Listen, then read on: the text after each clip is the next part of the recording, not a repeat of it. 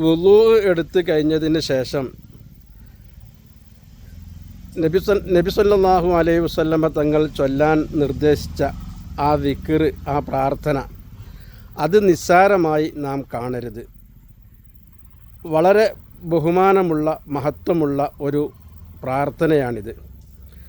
സ്വർഗത്തിൻ്റെ 8 കവാടങ്ങളും അത് പതിവാക്കുന്ന ആളുകൾക്ക് എല്ലാ വുളൂഇന് ശേഷവും അത് ഒരാൾ പതിവാക്കുകയാണെങ്കിൽ സ്വർഗത്തിൻ്റെ 8 കവാടങ്ങളും അവർക്ക് തുറന്നു കൊടുക്കുമെന്ന് മുത്തുനബി സല്ലല്ലാഹു അലൈഹി വസല്ലമ ഓർമ്മപ്പെടുത്തി.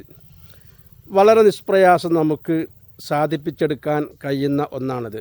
വുളൂ എടുത്തതിൻ്റെ ശേഷം അഷ്ഹദു അല്ലാ ഇലാഹ ഇല്ലല്ലാഹു വഹ്ദഹു ലാ ശരീക ലഹ് വ അഷ്ഹദു അന്ന മുഹമ്മദൻ അബ്ദുഹു വ റസൂലുഹു അൽഹംദുലില്ലാഹില്ലദീ ജഅലൽ മാഅ തുഹൂറ അല്ലാഹുമ്മ ജ്അൽനീ മിനത് തവ്വാബീന വജ്അൽനീ മിനൽ മുത്തഹഹിരീന വജ്അൽനീ മിൻ ഇബാദിക സ്വാലിഹീൻ സുബ്ഹാനകല്ലാഹുമ്മ വബിഹംദിക അസ്തഗ്ഫിറുക വഅതൂബു ഇലൈക് വസല്ലല്ലാഹു അലാ സയ്യിദിനാ മുഹമ്മദിൻ വ ആലിഹി വസഹ്ബിഹി അജ്മഈൻ.